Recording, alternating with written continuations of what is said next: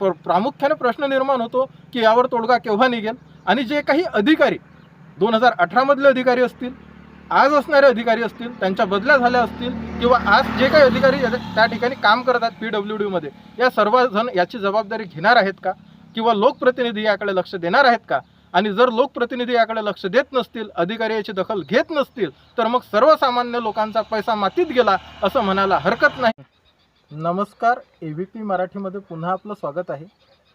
नागझरी शेगाव रस्ता म्हणजे ज्याला आपण पालखी मार्ग म्हणतो, या रस्त्याच्या संदर्भात आपण भाग 1, भाग 2, भाग 3, भाग 4 असे विविध भाग प्रसारित केले होते आणि आज भाग 5वा हा प्रसारित करण्यासाठी आम्ही आता सध्या नागझरीच्या त्या रस्त्यावरती उभे आहोत.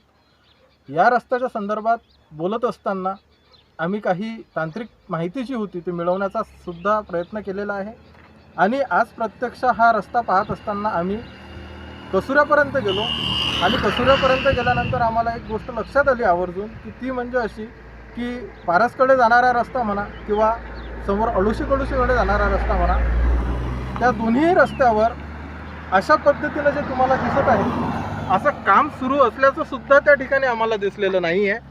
आणि वारंवार प्रसारित झालेल्या ज्या काही बातम्या आहेत, जे काही रस्त्याच्या संदर्भातील बातम्यांच्या माध्यमातून केलेली विचारणा असेल किंवा नागरिकांनी उचललेला आवाज असेल, तर मग या सगळ्यांच्या पार्श्वभूमीवर आता प्रामुख्याने आम्हाला असं म्हणायला हरकत नाही की कुठेतरी या रस्त्यात खूप मोठा भ्रष्टाचार झालेला आहे. त्याचं कारणही तसंच आहे की पालखी मार्ग या नावाने हा रस्ता मंजूर झाला होता. अंदाजे आमच्या माहितीप्रमाणे 371 कोटी रुपयाचा हा रस्ता होता. जर हा 371 कोटी रुपयाचा रस्ता होता तर मग गेल्या 2018 मध्ये हा रस्ता पास झालेला आहे. 2018 पासून तर आज 2026 पर्यंत कुठल्याही रस्त्याच्या संदर्भात ठोस अशी भूमिका आपल्याला सार्वजनिक बांधकाम विभागाची दिसलेली नाही आहे. वारंवार बातम्या प्रसारित झाल्यानंतर तात्पुरते तुटपुंजी कामं या ठिकाणी केल्याचे आपल्याला दिसत आहेत. मार्च 2020 मध्ये सुधीर कन्स्ट्रक्शनला PWD कडून 1.85 कोटी रुपयाचा साधारण दंडसुद्धा ठोठावण्यात आला होता या रस्त्याच्या संदर्भात.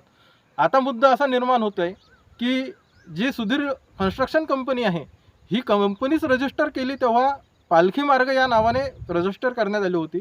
त्या कंपनीच्या नावामध्ये सुद्धा हा उल्लेख आहे की पालखी मार्ग आहे म्हणून, आणि त्यासाठीच त्या कंपनीची स्थापना झाली होती. आता प्रामुख्याने प्रश्न विचारण्यासारखी बाब ही आहे की जर कंपनी पालखी मार्ग नावाने स्थापन केला जात असेल, संबंधित त्यावेळीचे पालकमंत्री असतील, आमदार असतील, खासदार असतील, यांनी याकडे दुर्लक्ष केलं का? त्यानंतर आता असलेले आमदार, खासदार, पालकमंत्री हे दुर्लक्ष का करतायत, हा सर्वात मोठा प्रश्न या निमित्ताने निर्माण होतो. सध्याचे पालकमंत्री अकोला जिल्ह्याचे आकाश फुंडकर हे असतील किंवा बुलढाणा जिल्ह्याचे पालकमंत्री मकरंद पाटील असतील, अकोल्याचे खासदार अनुप धोत्रे असतील किंवा बुलढाण्याचे खासदार प्रतापराव जाधव असतील, संजय कुटे असतील, रणवीर सावरकर असतील, अशा सर्व नेते मंडळींनी याकडे लक्ष देऊ नये का किंवा यांचं याकडे लक्ष नाही का, हा प्रश्न प्रामुख्याने या ठिकाणी निर्माण होतो. कारण 350+ कोटी रुपयाचा हा जो काही रस्ता आहे, याचं जे काही आता टेंडर भरलं गेलं आणि हा रस्त्याचं काम सुरू झालं हे 2018 मध्ये झालं होतं. आज 2026 आहे आणि तुम्ही बघू शकता आपण जे 5 भाग केले होते त्या 5ही भागामध्ये नागझरी रस्ता जो आहे त्या नागझरी रस्त्याचा सर्वात महत्त्वाचा मुद्दा. मग आता प्रश्न निर्माण होतो की हे जे काही लोकप्रतिनिधी आहेत की ज्यांच्या भरोशावर आपण श्वास घेत असतो आणि यांना निवडणुकीत निवडून देत असतो, निवडून दिल्यानंतर यांच्याकडे आपल्या काय अपेक्षा असतात, त्या रस्ते, नाल्या, लाईट ह्या प्रामुख्याने अपेक्षा असतात. पण ह्या अपेक्षेच्या पलीकडे जाऊन जे काही हे मोठ्या प्रमाणात कामं केले जातात, मग या कामापासून सर्वसामान्य माणूस हा दुर्लक्षित असतो, त्याच्यापर्यंत यातली कुठलीही माहिती पोहोचत नसते. आमचा प्रामुख्याने प्रयत्न होता की 350+ कोटी रुपयाचा हा जो काही रस्ता आहे, या रस्त्यामध्ये जो काही पैसा लागलेला आहे हा सुद्धा कुठेतरी सर्वसामान्य लोकांचा पैसा आहे आणि हा पैसा आज कुठेतरी मातीत गेल्याचं चित्र आपल्याला दिसत आहे.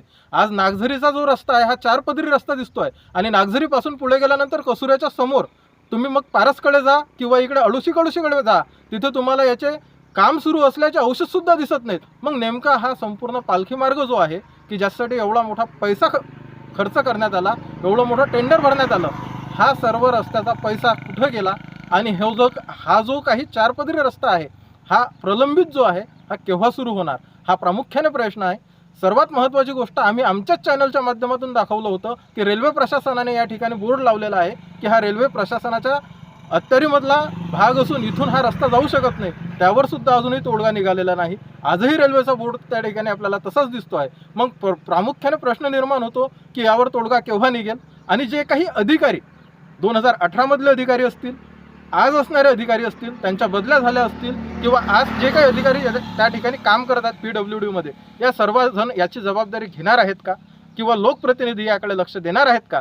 आणि जर लोकप्रतिनिधी याकडे लक्ष देत नसतील, अधिकारी याची दखल घेत नसतील, तर मग सर्वसामान्य लोकांचा पैसा मातीत गेला असं म्हणायला हरकत नाही. आम्ही 6व्या भागामध्ये नक्कीच भेटू, यापेक्षाही चांगल्या सखोल पद्धतीने मांडणी करण्याचा प्रयत्न करू आणि जे काही तांत्रिक माहिती आम्हाला मिळाली ती माहिती अजून किती मिळते ते सुद्धा आम्ही शोध घेण्याचा प्रयत्न करणार आहे आणि संबंधित PWD विभागाला म्हणजे सार्वजनिक बांधकाम विभाग अकोला आणि खामगाव यांना आम्ही पत्रव्यवहार सुद्धा करणार आहे. आणि जोपर्यंत आता हा रस्ता होणार नाही तोपर्यंत ABP मराठीच्या माध्यमातून हा लढा सतत सुरू राहणार आहे. ABP मराठीसाठी समीर देशमुख, विठ्ठल अवताळे, शेगाव.